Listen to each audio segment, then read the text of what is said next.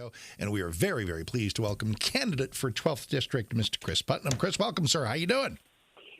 I'm outstanding, Mark. Thanks for having me back on the show. My enormous pleasure. Got a question. Well, any primary is about differences between you and her, but a lot of folks that are just learning about you. Tell me about you, Fort Worth guy, TCU alum, fill in the blanks. What you got? Yeah, thanks, Mark. Lifelong Tarrant County resident.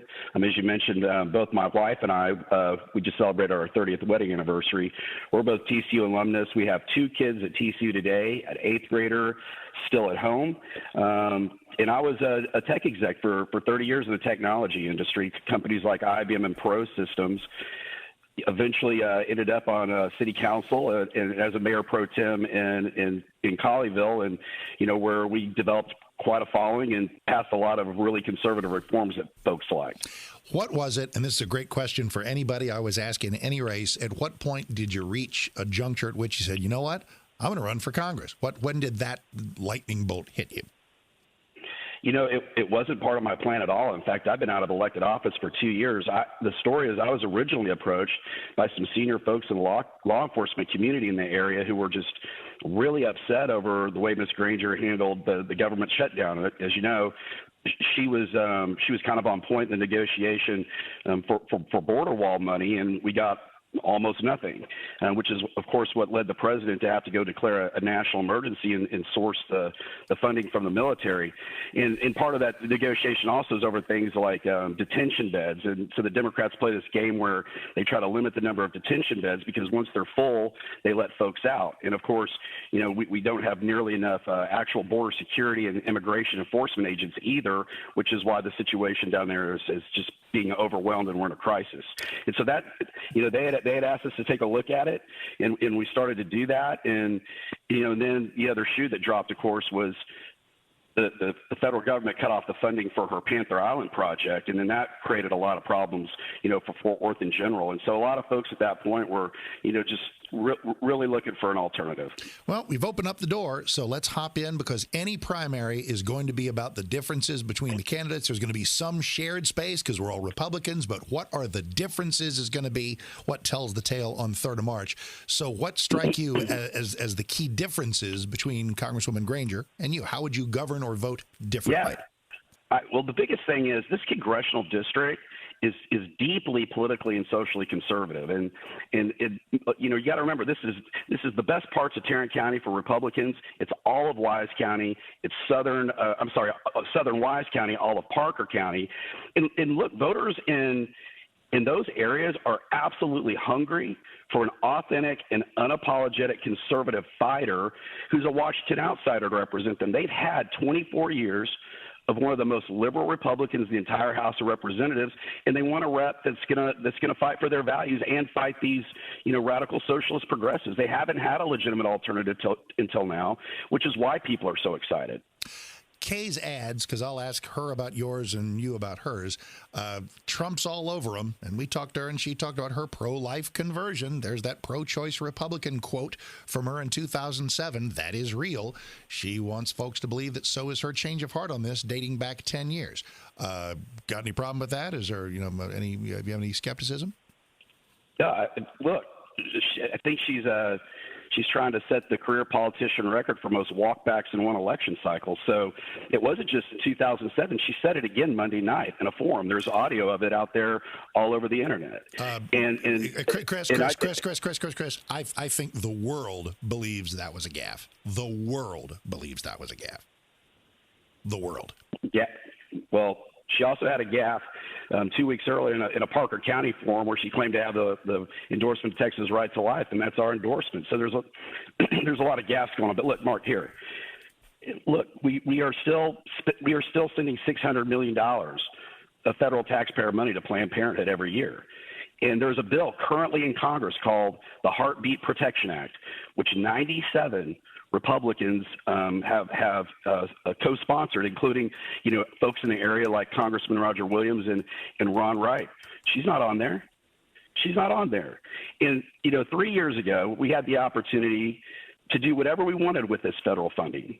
We also had the opportunity for 2 terms under the Bush administration. And again, we're still sending $600 million a year. So she's not leading on this issue. And I don't know. So whether she is or she isn't, nobody heard about this conversion until the last few weeks, or last 6 weeks maybe, just like her Trump conversion, by the way. But, look, I'm 100% pro-life, always have been and always will be. And I will immediately join the Heartbeat Protection Act.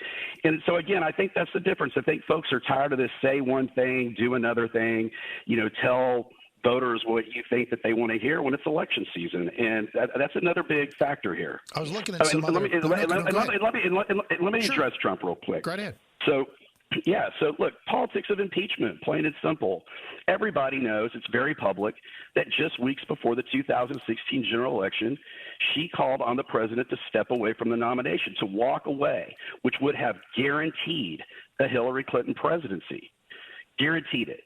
And so, I challenge folks to go online and, hit Google and tell me if they can find a photo of her with him before about 6 weeks ago when somebody handed her a poll and said, uh-oh, you may have a problem here. And, because of impeachment, of course, the president, he has to have every vote. The wagons are circled, and she got a nice tweet the night before the impeachment vote, like every other, incumbent did. So, again, it's, we're going to spend the next 5 weeks walking back 24 years of record and public statement. I asked her about this about 2.5 years ago at a gathering with Roger and Michael Burgess. I said, he's kind of won you over, hasn't he? And she said at that time and said yesterday that it was military, and military, because that's a lot of what drives Kay. The notion that she only became a Trump fan in the last 5 weeks is just not true. However, the 2016 hesitancy about him is. That was also true of Rick Perry, also true of Ted Cruz. I mean, people make a journey sometimes, haven't they? Yeah, again, she's had a really remarkable journey in the last 6 or 7 weeks. Can't understand. I did. Chris Putnam is here. He is Kay's primary opponent. I did some homework trying to find some other things that might be spaced between you guys.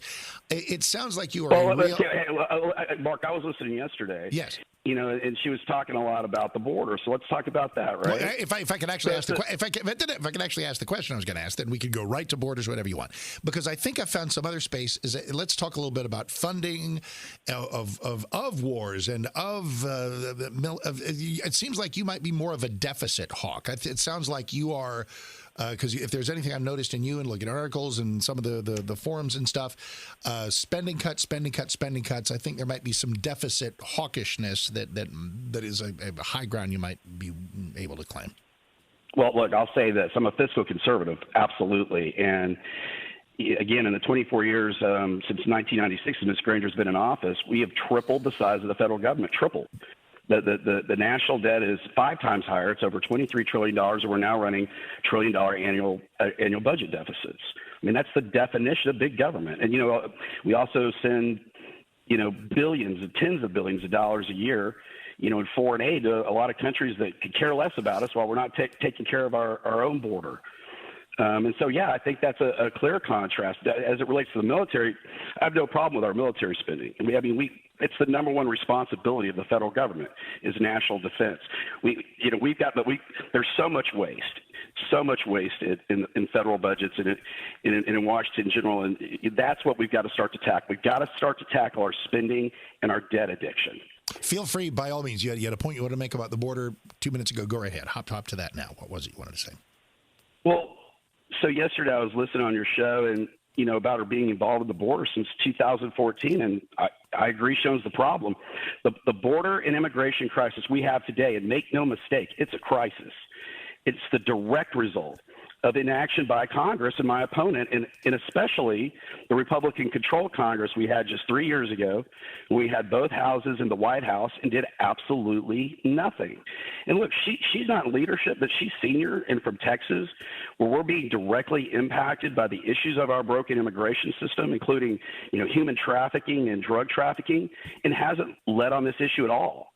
And you may know that I'm being endorsed, been very publicly supported by Tarrant County Sheriff Bill Wayburn, he's really become the national face and voice of this issue for law enforcement, as well as Rice County Sheriff Lane Aiken, who is a 30-year Texas Ranger and an absolute legend in the Texas law enforcement community. These guys are dying, and they are begging Congress to help them fix the problem. And again, nothing's being done. President Trump built that wall. Congress didn't build that wall. President Trump built this economy. Congress didn't build this economy. And so the career politicians have already proven that they don't have the political will or courage to eliminate the free government incentives that cause people to migrate here illegally in the first place, which is why they're supporting me and trying to send a message to Washington that they've had enough with inaction from Congress, and now they're going to send somebody up there, that's going to go try to fix it. The website and the Twitter feed are Putnam for Texas, PutnamForTexas.com, and on Twitter at Putnam for Texas. Chris Putnam running against Kay in 12, and I think we'll probably swim both of you back through here at least once more between now and March 3rd. Chris, thank you. I appreciate it. And, hey, Mark, can I get one more thing in? Of course you may. So you guys, I listened to this really painful, long, explanation yesterday of the Panther Island situation. I want to make that explanation really easy for your listeners to understand. Our taxpayers have spent 14 years and $400 million with nothing to show for this project but a couple of broken bridges on dry ground. People have lost their businesses, their homes, and their properties, while Ms. Granger's son, J.D., who has absolutely no experience, has made millions of dollars and flies all over the world with his wife, who works with him on the taxpayer dime. It is an absolutely outrageous example of political nepotism, entitlement, privilege, and corruption. And when we all rationalize or close our eyes to this kind of stuff, we are enabling the very bad behaviors we all claim to hate from Washington. Panther Island is the swamp, and this is exactly like a Hunter Biden situation, except that Hunter Biden was being paid by the Ukrainians, and our taxpayers are footing the bill for J.D. Granger. Right. It's a very important issue. People need to understand it because it's really wrong. I'm glad to offer up that final piece there. Chris Putnam, Putnam for Texas on Twitter and PutnamForTexas.com on the internet. Thank you, man. Appreciate it very much. Thanks so much, Mark. Appreciate it. Hey, let's get that debate going you talked about. Listen, as a matter of fact, we did, and from there to various other primaries, if we get the willingness to have everybody hop in here for a little in-studio action, ready to do it. Thank you, man. Chris Putnam there running against Kay in 12.